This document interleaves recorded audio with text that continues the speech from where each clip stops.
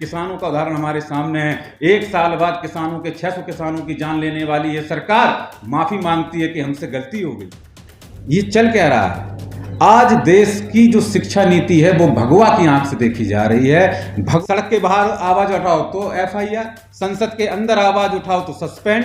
आखिर ये सरकार चाहती क्या है? मीडिया का क्या हाल कर दिया है, संविधान का क्या हाल कर दिया है, संसद का क्या हाल कर दिया है। पर हम यहाँ पे प्रदर्शन करें और इनका काला चिट्ठा खोलें। यूनिवर्सिटी में जिस तरह से काम हो रहा है कि इस जो चार्जशीट तैयार की गई है, ये आज आज़ादी के बाद हिंदुस्तान के इतिहास में पहली बार यंग इंडिया के माध्यम से जो 50 से अधिक यूनिवर्सिटी में जो सर्वे किया गया है और चार्जशीट जो तैयार की गई है, निश्चित रूप से इस सरकार के 10 सालों की पोल खोलती है शिक्षा के क्षेत्र में। शिक्षा की जब अगर हम बात करते हैं, मैं भी दिल्ली यूनिवर्सिटी से पढ़ा हूँ, हिंदू कॉलेज से मैं पास आउट हूँ, और आज का जो सिलेबस है और मैंने जो अपने समय में, ज़्यादा समय नहीं, 6 साल पहले जो मैंने अपने सिलेबस में पढ़ा था, सारी चीज़ें बदल दी गई हैं। क्यों बदली गई हैं? ये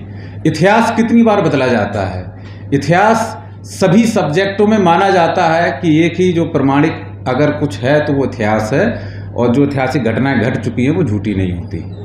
हर बार एनसीईआरटी को अगर आप उठा के देख लीजिए, देश का हर एक बच्चा, छात्र परेशान है कि कौन सी एनसीईआरटी लें, कंफ्यूज है।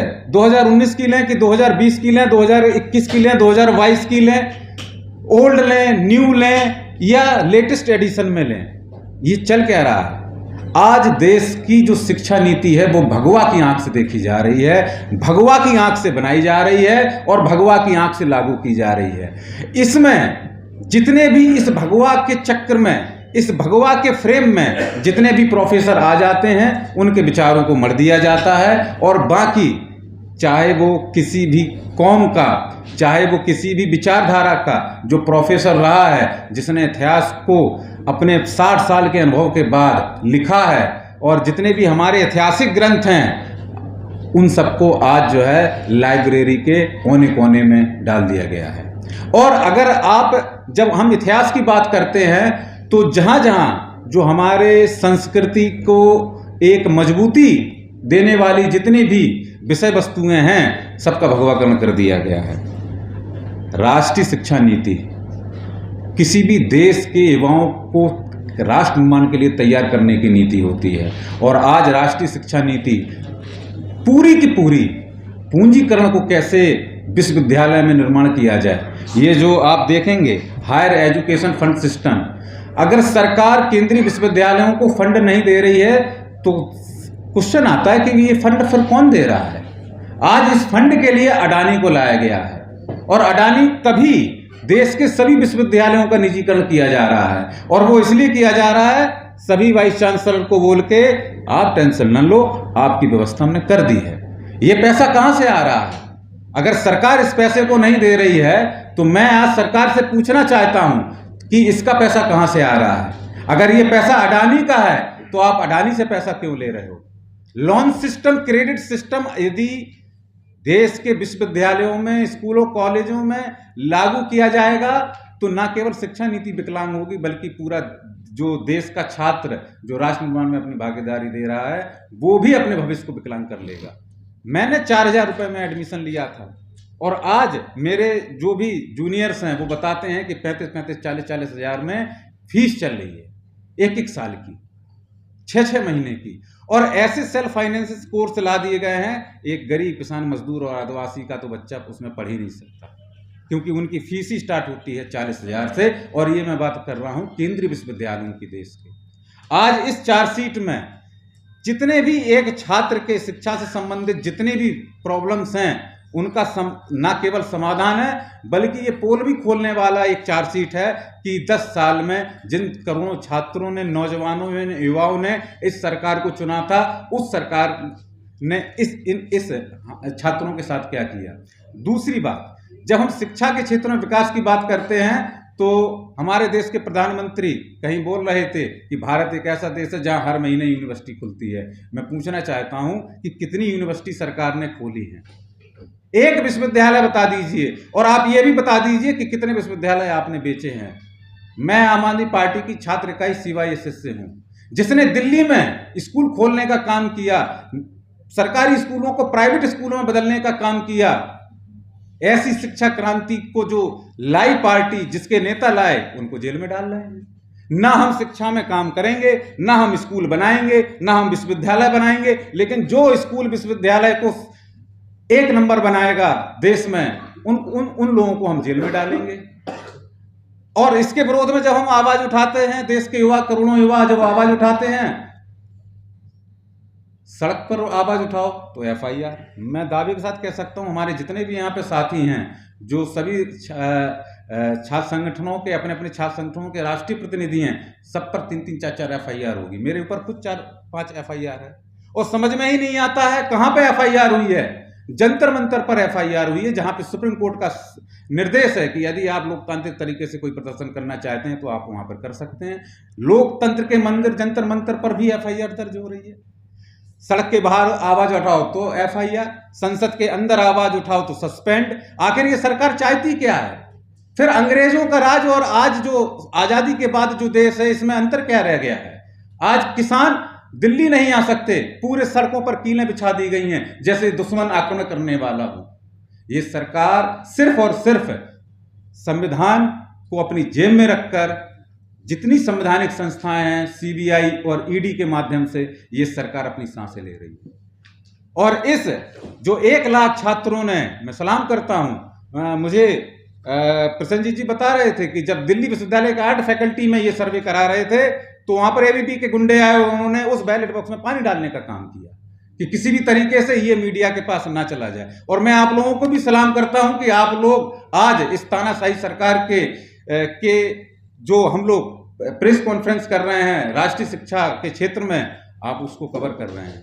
मीडिया का क्या हाल कर दिया है, संविधान का क्या हाल कर दिया है, संसद का क्या हाल कर दिया है, लोकतंत्र का क्या हाल कर दिया है, और जितनी निर्वाचित सरकारें हैं उनका क्या हाल कर दिया है। जहां जीतो तो बहुत बढ़िया है, लहर है, कहर है, और जहां ना जीतो तो वहां पे हॉर्स ट्रेडिंग करो, विधायकों को खरीद के अपनी सरकार बनाओ। और गवर्नर पूरा का पूरा यही काम कर रहे हैं कि जब शिबू सोरेन वहां पर इस्तीफा देते हैं, तब मुख्यमंत्री पद की कोई शपथ नहीं होती है, और जैसे ही बिहार में इस्तीफा होता है तो नीतीश कुमार जी को तुरंत शाम को शपथ कर दिया जाता है। और आज ये सरकार इस तरह से काम कर रही है कि यदि आज बिहार में नीतीश सरकार गिरती है तो राष्ट्रपति शासन है, और अगर नीतीश सरकार जो है बहुमत लाती है तो ये लोकतंत्र की जीत है। आखिर ये सरकार करना क्या चाहती है? जब बेरोजगारी के मुद्दे पर हम लोग कोई भी प्रदर्शन करते हैं, प्रेस कॉन्फ्रेंस करते हैं, तुरंत पुलिस की कॉल आ जाती है, IB CBI की कॉल आ जाती है, जी ये मत करिए, ये ठीक नहीं है। संसद के अंदर यदि कुछ युवा बेरोजगार साथी यदि छलांग लगाकर अंदर भगत सिंह की तरह अपनी हक की आवाज उठाते हैं तो देश के गद्दार हो गए। और यदि सड़क पर हम यहाँ पे प्रदर्शन करें और इनका काला चिट्ठा खोलें, यूनिवर्सिटी में जिस तरह के काम हो रहा है, तो हम पर FIR दर्ज हो रही है। तो आज देश के जितने भी छात्र हैं उनके पास कुछ नहीं बचा है। हर जगह पर एक तरीके से तानाशाही है, ये सरकार कुछ भी सुनना नहीं चाहती। और मीडिया जिस तरह से आज प्राइम जो मीडिया है वो सुबह से लेकर शाम तक सिर्फ और सिर्फ डिजिटल इंडिया और जो हमारे प्रधानमंत्री के जितने भी काम है सिर्फ और सिर्फ उन्हीं का ही मंडन करती है। ऐसी स्थिति में जो देश के विश्वविद्यालयों का छात्र है, देश के कोने कोने से जो आज एक राष्ट्र निर्माण में भागीदारी का अपना सपना देख रहे हैं, उनको ना केवल शिक्षा तो उनको दी ही नहीं जा रही है, जो भी शिक्षा दी जा रही है वो टोटल भगवाकरण वाली शिक्षा दी जा रही है, शिक्षा का भगवाकरण कर दिया गया है। और ऐसी स्थिति में आज पूरा देश का छात्रों का भविष्य शून्य की स्थिति में है। जैसे तैसे गरीब किसान मजदूर आदिवासी का छात्र बच्चा BA BCom MCA IIT की डिग्री ले भी लेता है। तो मैं आपको बताना चाहता हूं कि मैं एक रिपोर्ट देख रहा था जिसमें आज आप देखिए कि इंजीनियरिंग करने वाले आज 76% बेरोजगार हैं, BCom करने वाले आज 66% बेरोजगार हैं, एमसीए करने वाले आज 56% बेरोजगार हैं। बीकॉम और ऑनर्स और 8 सब्जेक्ट की बात करें तो इसका रेशियो 80% से ज़्यादा चला गया है। आज देश के 50 करोड़ से ज़्यादा युवाओं की डिग्रियां सिर्फ और सिर्फ अपनी फाइलों में दबी हुई हैं, और जिस प्रकार से भर्ती हो रही हैं पेपर हर पहले से ही लीक हो जाते हैं। और जहां जहां ये सरकार मौजूद है, जहां जहां भारतीय जनता पार्टी की सरकार मौजूद है, वहां पे फुल सिंडिकेट काम कर रहा है। पहले से ही पर्चा लीक कर देंगे, आप लीक पर्चा को इनके ऊपर लेकर जाइए तो आपके ऊपर एफआईआर दर्ज कर देंगे, कहीं आपने ही लग रहा है कि कुछ ना कुछ बदमाशी किया है, चलो पहले आपसे पूछताछ होगी, ये पर्चा आया कहां से आपके पास जो है।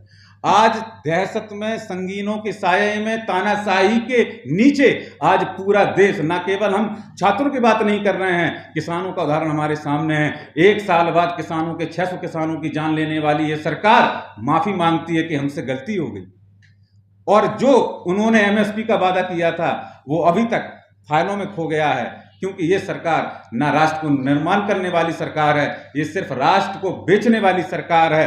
ये रोजगार देने वाली सरकार नहीं है, ये रेल को बेचने वाली सरकार है, ये भेल को बेचने वाली सरकार है, ये पोर्ट को बेचने वाली सरकार है, ये एयरपोर्ट को बेचने वाली सरकार है। और जो भी देशभक्त और विभिन्न राजनीतिक पार्टियों के, जो जिसको हम विपक्ष भी कह सकते हैं, जो आज सरकार के विरोध में आगे आने को तैयार है, उनको जेल भेजा जा रहा है।